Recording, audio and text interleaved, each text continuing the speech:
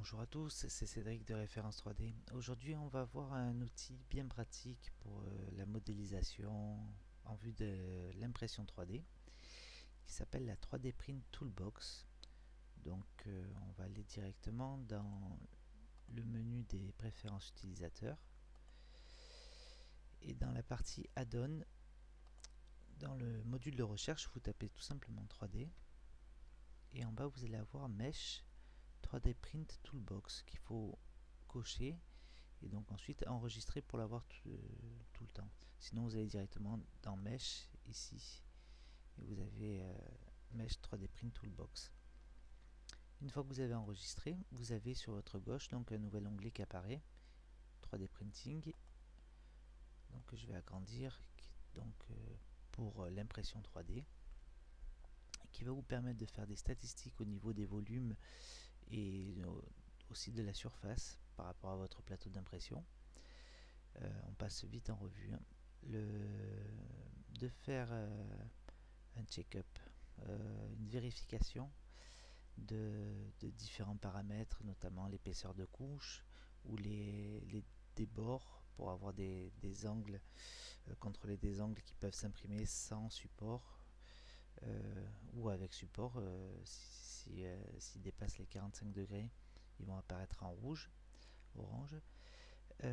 Ensuite, il y a une fonction donc de check all qui va vous faire une vérification complète de votre objet pour savoir s'il est imprimable.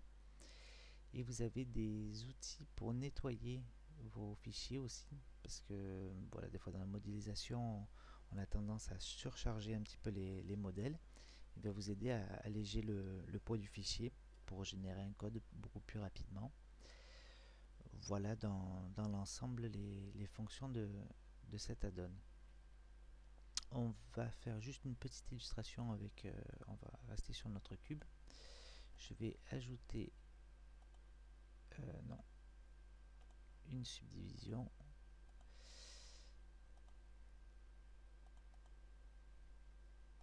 Voilà, histoire de se retrouver avec une pseudosphère. Et donc quand je passe en mode édition, voilà, on se rend compte qu'on a plusieurs arêtes et plusieurs faces. Donc je vais sélectionner une face, tout simplement, que je vais supprimer. Voilà. Donc pour ceux qui ne le savent pas, c'est la touche X et supprimer. Donc voilà, quand on a une forme complexe, une fois qu'on a fini de modéliser, on peut se retrouver avec un objet qu'on pense fini et vouloir l'exporter en STL en vue de l'imprimer. Une fonction intéressante avec cet outil, c'est donc la fonction check all. Donc il suffit de cliquer dessus et de dérouler le menu. Voilà, et en dessous vous allez avoir les erreurs qui apparaissent. Donc bon, sauf celle-là, c'est la face de dessous, mais comme elle touche le sol, il n'y a pas de souci. Il y aura sûrement besoin de créer des supports pour avoir une impression parfaite, mais bon, ça c'est la partie qu'on ne touche pas. Par contre, la partie non manifold, donc là on voit pas trop, je vais passer en vue de fil de fer.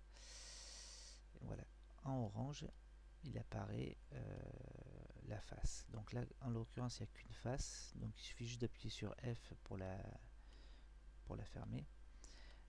Si je fais CTRL Z, donc je la laisse ouverte, je me retrouve avec un objet percé, donc il ne sera pas imprimable. Quand vous avez plusieurs faces, ce qui est pratique, c'est la touche donc non manifold. Vous cliquez dessus et ça va vous fermer complètement votre objet. Donc là vous avez un objet qui est prêt à être imprimé. Donc il y a toujours l'erreur qui apparaît, il suffit juste de refaire un check all. Et voilà. Et là on a juste nos 60 faces de dessous qui sont pas top, mais bon, avec des supports ça ira amplement pour une impression. Voilà en raccourci cet outil. On y reviendra dans d'autres vidéos puisque je l'utilise souvent moi pour vérifier les objets. J'espère que ça pourra vous aider dans vos créations. N'hésitez pas à nous laisser des commentaires et à vous abonner à la chaîne. À très bientôt.